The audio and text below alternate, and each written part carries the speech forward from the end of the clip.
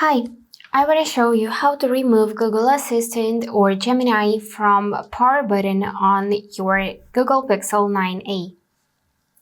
For that, you need to go in your phone settings. Here, you need to find System tab and then select Gestures in the list. So after that, find Press and Hold Power Button section. And if it's set to Digital Assistant and you wanna remove it from Power Button, then select another option which is Power Menu. Now when you'll be pressing and holding Power Button, it will trigger Power Off menu but not your Google Assistant. That's it for today.